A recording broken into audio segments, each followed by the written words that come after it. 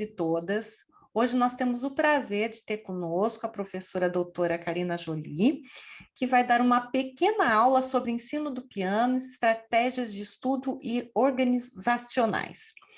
A Karina, ela estudou na Universidade de Oklahoma, que possui um dos mais prestigiados programas de pedagogia do piano dos Estados Unidos. Depois, ela foi professora na New School for Music Study, uma escola fundada pela Francis Clark, que hoje leva seu nome também para uma fundação que promove muitas ações de formação iniciada e continuada de professores de piano. Muito obrigada, Karina. Deixo a palavra completamente para você agora.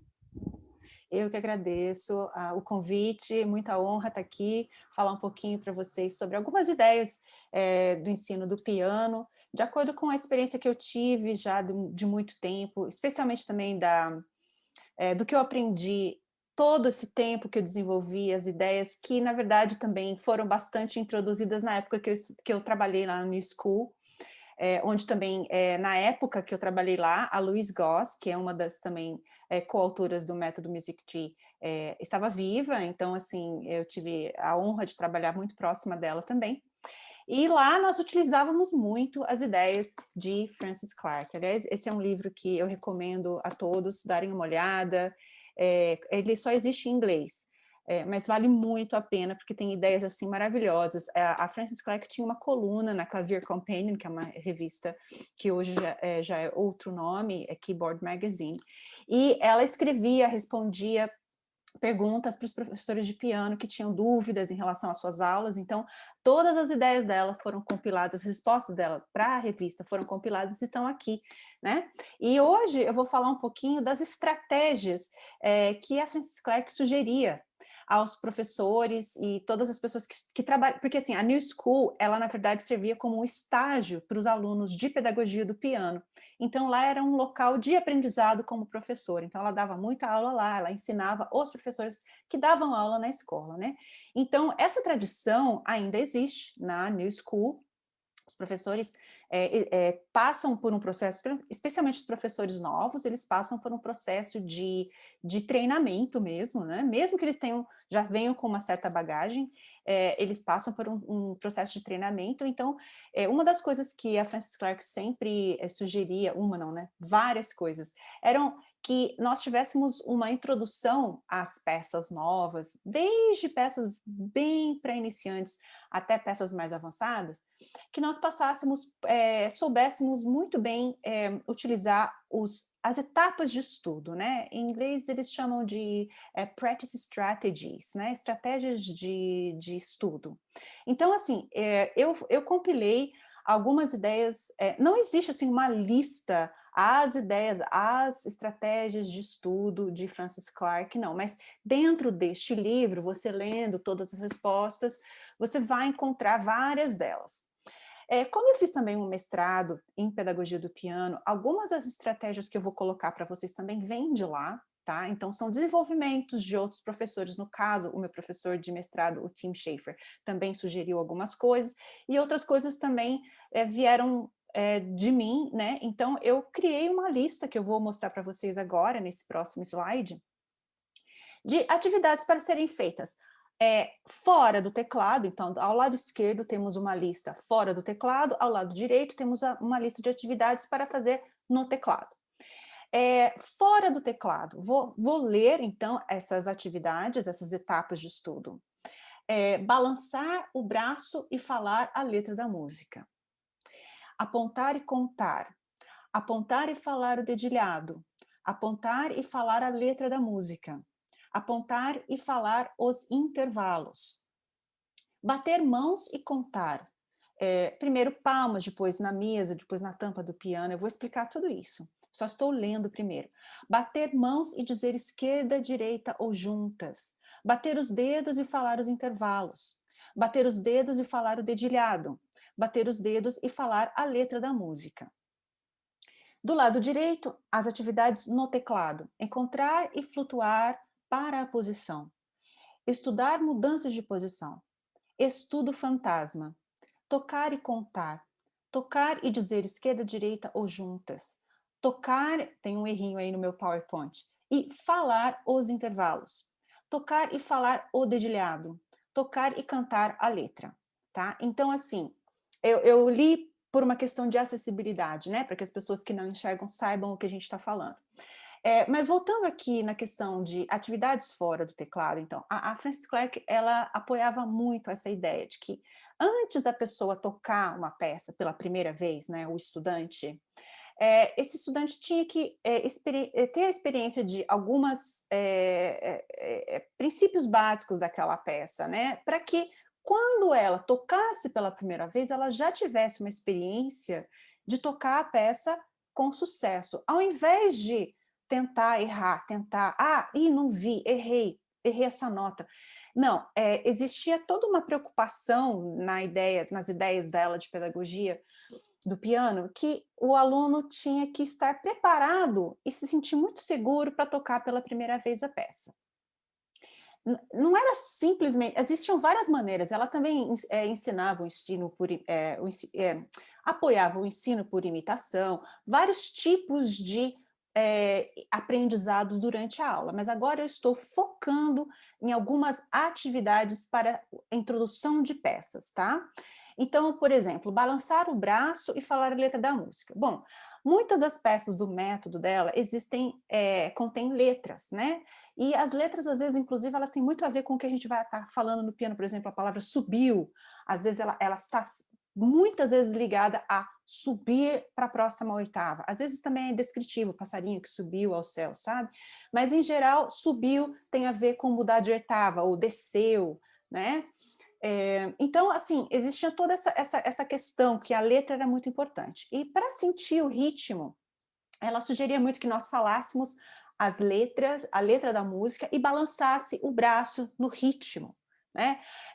Por exemplo, batatinha quando nasce, esparrama pelo chão. Uma nota longa receberia dois balanços de braço. Então, assim, fazer a diferenciação entre um tempo e dois tempos e tal. Então, ela sugeria que a gente fizesse esse tipo de coisa. Aí uma próxima etapa seria apontar e contar, né? Então chegaria numa peça, por exemplo, eu vou mostrar aqui uma pecinha do método dela, Take Off, e que é uma peça que só tem semínimas. Então, na época, quando a gente está ensinando criança bem no início, a gente ensina falando só para cada semínima. Quando são mínima seria 1, 2, 1, 2. Então, cada uma recebe 2 tempos, 2 contagens. Eu falo de batidas de coração para os aluninhos se relacionarem com a questão do pulso. Então, seria apontar, né?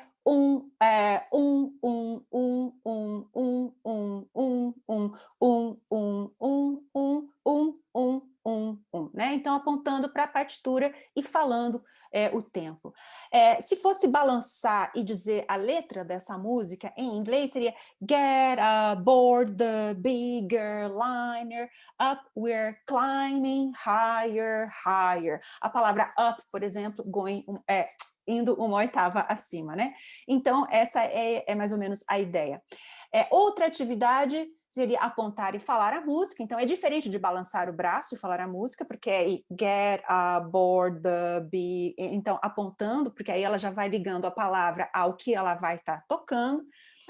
Apontar e falar os intervalos não cabe nesta peça, mas eu tenho uma outra peça aqui, por exemplo, que é a Bicycle Ride, que já vem depois das linhas da pauta terem sido introduzidas, das claves. Isso acontece gradualmente, porque o método trabalha com a leitura intervalar, então os alunos são introduzidos para o intervalo de segunda, logo no início, depois terças, depois quartas, depois quintas. Então, quando o aluno vai aprender essa peça, que é do segundo livro, Music Tree 1, de capa vermelha, tá? Que é o livro logo depois do amarelinho, que é o primeiro, que chama Time to Begin. Neste livro, por exemplo, ela era usando apontar e falar os intervalos, o aluno vai. Bom, qual que é a primeira nota? A partir nesse momento, ela já sabe reconhecer a primeira nota, que é, no caso aqui, o Fá, que é uma segunda abaixo de uma nota referência. Eles aprendem a ler os intervalos através também das notas referências. A nota referência, no caso, seria o Sol. São 3 notas referências, o Fá da clave de Fá, o Dó central e o Sol na clave de Sol. Então, no caso aqui, este Fá começa uma segunda abaixo do Sol, da clave de Sol. A gente sempre vai com o aluno e chega até esse ponto, né, e dizer, tá, então essa nota é uma segunda abaixo da clave do Sol, da clave de Sol, então é o Fá. Fá, sobe uma terça, desce uma terça, desce uma terça. No caso da mão esquerda, temos ali uma nota referência ao Dó, e a gente sabe, então, descobrir que aquela primeira nota da mão esquerda é um Mi. Então, a gente começa assim, bem, né? Então, essa aí é o Mi, tá bom. Mi, décima segunda, décima segunda. Aí, mudando para a direita, Sol, sobe uma segunda, décima segunda, décima segunda, e assim por diante. Isso é apontar e dizer os intervalos. Depois, bater as mãos e contar, né? Contar os ritmos, mais uma vez, então, no caso daqui do take-off, né? Seria direita, esquerda, direita, esquerda, direita, esquerda. Inclusive, eu gosto de usar a tampa do piano fechada, ou se não der, se for um teclado, por exemplo, pode usar uma mesa, e bater as mãos, mas direita, esquerda, direita, mudando de oitavas também, como a peça pede, porque aí a pessoa já vai entendendo que vai ter que mudar de posição no teclado, não é? No caso de bicycle ride, seria direita, direita, direita, direita, direita, esquerda, esquerda, esquerda, né? Então, isso é bater as mãos. Desculpa, bater as mãos e contar. Então, seria e assim por diante no take-off, na bicycle ride. 1, 2, 3. E como você, professor, já conhece a peça, sabendo a notinha inicial, 1, 2, 3, 4, 5, 6, 1, 2, 3, 4. Você vai cantando, o aluno não conhece, mas ele já vai ouvindo, né? E já vai entendendo como vai ser essa peça. Isso se você não chegou a tocá-la para o aluno. É possível também tocar a peça antes para o aluno ouvir pela primeira vez, não tem nenhuma contraindicação em relação a isso. Bater as mãos, dizer esquerda e direita, então eu já falei, né? E bater os dedos e falar os intervalos. Então, aí, a partir de grande, vamos para os pequenos, para os dedos, né? Então, batendo os dedos, no caso. No take-off, não faz muito sentido utilizar essa estratégia, porque a pessoa vai estar utilizando um dedo só, tá? Não está escrito aqui, mas a gente utiliza o dedo 2 em cada mão. Mas no caso de bicycle ride, seria, então, Aí o aluno já pensou nos intervalos, vai ter que agora começar a pensar de uma terça acima, vai ter que usar o terceiro. 1, 3, 5. Então, se o aluno precisa de tempo, a gente não precisa pressionar para que o aluno faça em relação ao ritmo corretamente. Mas agora o nosso foco é pensar o intervalo e unir ao dedo que vai ser utilizado dentro, no caso, essa peça que utiliza a posição dos 5 dedos, né? Fixa, então não tem tanto problema. E aí o aluno vai gradualmente fazendo isso. Bater os dedos e falar o dedilhado é uma outra etapa, que depois que ele pensou nos intervalos, ele vai conseguir pensar no 1, 3, 5, 3, 1, 1, 2, 3, né? Aí, bater os dedos e falar a letra da música. Mais uma vez, aí batendo os dedos e falando a letra da música. O que seria tudo isso, né? Na verdade, uma maneira de se repetir essa coisa de trazer o sensorial, solidificar o ritmo, antes do aluno, e solidificar também a sequência dos dedos, antes do aluno ir para o piano, tá? Bom, agora, passando para a coluna da direita, no teclado, flutuar, encontrar a posição e flutuar a posição, né? Então, como é que é isso? Bom, não é simplesmente o aluno pegar aí a minha mão direita aqui, depois a minha mão esquerda aqui, não. Esse exercício traz a seguinte ideia: o aluno visualiza a sua mão direita, veja bem lá, vamos usar em bicycle ride, seu polegar vai a Fá, certo? Pensa aí. E o seu polegar da esquerda, da direita no Fá, esquerda no Mi. Então, você pensa e aí você vai com as duas mãos. De ir com as duas mãos ao mesmo tempo é completamente diferente da pessoa ter que ficar buscando, não é? A posição. Então, é um exercício mais complexo. E tem que chegar com as 2 mãos. Às vezes o aluno precisa fazer 2 ou 3 vezes isso, tá? Aí, a próxima seria estudar as mudanças de posição. Na peça Bicycle Ride não tem mudança de posição, mas na Take Off tem mudanças de oitava. Então, o aluno pode ir de oitava a oitava, estudando as mudanças das 4 oitavas. Extremamente importante ser feito isso, e é uma atividade que precisa ser feita durante toda a semana do aprendizado daquela peça. O estudo fantasma, eu gosto muito de trabalhar, de utilizar e de sugerir o estudo fantasma quando, por exemplo, o aluno vai tocar num recital, e é um recital coletivo, e o aluno está esperando a vez dele ou dela para tocar, está sentadinho na cadeira, um outro está tocando lá na frente, para que ele consiga se concentrar na peça dele, ele vai então fechar o olhinho e vai tentar estudar fantasma, mas na verdade ele vai tocar na perninha, né? Que seja os compassos iniciais. Eu até às vezes fazia isso durante o recital, um pouquinho antes. Eles estão lá no piano, às vezes a gente ia tocar um dueto, por exemplo. Eu estava ali do lado deles e eu pedia, olha, faz o estudo fantasma, só um pouquinho, 2 compassos que seja, porque aí eles já entram na música, porque é uma situação bem nova para eles tocar em recital, especialmente os iniciantes. E esse estudo lembra o que eles vão ter que fazer. Tocar e contar é tocar a peça e contar, 1, 2, 2, como for o caso. Tocar e dizer esquerda e direita, né? Então, tocar, no caso, direita, esquerda, direita, é realmente tocar e dizer. No caso de Bicycle Ride, direita, direita, direita, direita, direita, direita. O português é um pouco mais complicado porque as palavras são mais compridas, não é? Mas não tem problema, as pessoas fazem, os alunos fazem, especialmente quando está mais devagar, eles fazem sem problema nenhum. Tocar e falar os intervalos, né? Então, é realmente tocar a peça e dizer Fá, terça, terça. Às vezes eu não falo acima, acima, mas só terça, terça, para poder conseguir conciliar o ritmo. Tocar e falar o dedilhado, 1, 3, 5, né? E tocar e cantar a letra, então, como a atividade final. E às vezes também eu não incluí aqui, mas tocar sem cantar nada, também é uma outra possibilidade. Aí eu tenho para mostrar para vocês as folhas de tarefas, que foram algo que eu adotei da New School, e eu trago isso para a vida inteira, né? Que são, quando eu entrei para a New School, eu recebi alguma coisa meio que parecida com isso. Não é que nem eu recebi isso, mas é que como a gente recebia todo um catálogo de todos os alunos que fizeram, que eu estava recebendo, tinha lá todas as tarefas e eu via que todos tinham uma coisa meio parecida com essa. Então tinha lá o aquecimento, né, o que eles tinham que fazer, as instruções do aquecimento, depois tinha uma lista de peças novas, e aí tinha lá segunda, terça, quarta, quinta, né, o dia de aula. Se eles tinham aula na segunda, eu começava na segunda. Se tinha aula na terça, a lista começa de terça e assim por diante, para que eles marcassem o que eles tinham feito durante a semana.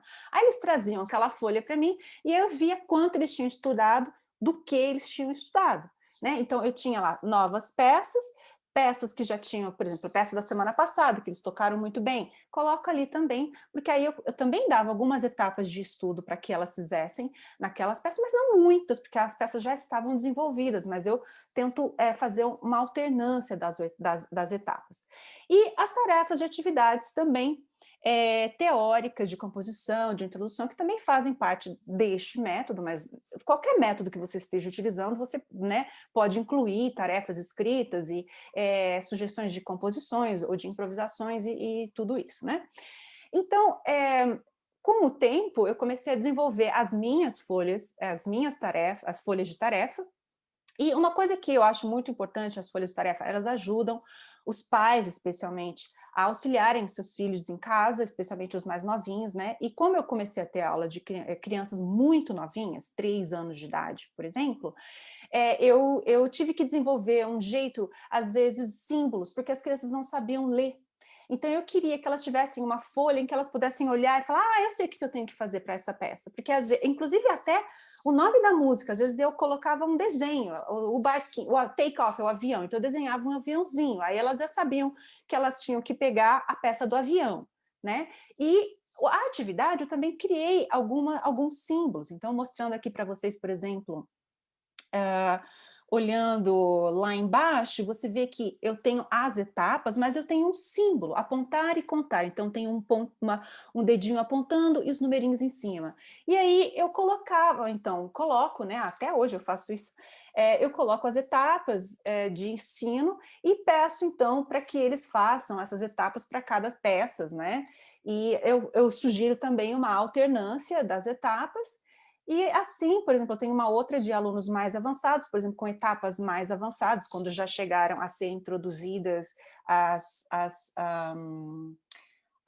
aos intervalos. Então, essas que estão em roxos embaixo são atividades que acontecem após os intervalos. E, por exemplo, essa criança é uma criança adventista do 7º dia, então o sábado eu deixei pintadinho. Então, você vai adaptando a cada pessoa, a menininha de cabelinho pretinho, essa menininha loirinha, cabelinho loirinho. Então, o menininho, eu vou colocando de acordo com a característica de cada indivíduo, tá? Então, mais ou menos isso são ideias para vocês utilizarem na organização da semana, e eu acho que são muito válidas, a gente consegue ter um controle do que eles estão fazendo, utilizando as etapas, que também eu acho que são fundamentais e dão uma solidez muito grande para o aprendizado. Então, era mais ou menos isso que eu tinha para compartilhar com vocês. E é isso. Cláudia, você tem alguma pergunta, alguma sugestão? Obrigada, Karina, foi excelente. E, assim, essa importância de, já desde o início, a repetição está vinculada com também com estratégias, né? Porque, às vezes, o aluno repete, e isso é um vício que nós encontramos, às vezes, em alunos até que já estão na universidade. Então, você vincular essa questão da repetição sempre com um pensamento, com um objetivo bastante definido, é muito, muito bom sempre, né? Porque realmente a repetição não leva, inclusive, eu acredito que em questões até de ansiedade de performance e tudo mais, as pesquisas têm comprovado que o estudo mental ele toma um espaço cada vez maior e muito importante, tanto em atletas de alta performance, como bailarinos e qualquer atividade performática, digamos assim, né? Exatamente. Inclusive, né, existem estudos mesmo de neurociência mostrando que não é muito saudável a gente repetir igual. A repetição é importante, todos nós sabemos que a repetição é importante para o aprendizado motor, mas o aprendizado se torna muito mais efetivo quando a gente modifica alguma coisinha na repetição. Então, por isso, você modifica o que o aluno vai falar. Se ele vai falar esquerda, direita, se ele vai falar 1, 1, 2, 2, se ele vai falar a letra da música, isso já modifica a repetição. E há estudos neurocientíficos que mostram que quando a gente repete com uma coisinha diferente, a gente aprende mais rápido. A gente retém o aprendizado muito mais rápido. Então, também por isso que essas etapas têm esse sistema meio de repetição com alguma coisa nova, que é extremamente importante para o aprendizado motor. Exatamente. Então, tá bem. Agradeço muito sua participação. Muito obrigada, eu que agradeço, um prazer. Abaixo do vídeo vão estar as referências bibliográficas e mais informações.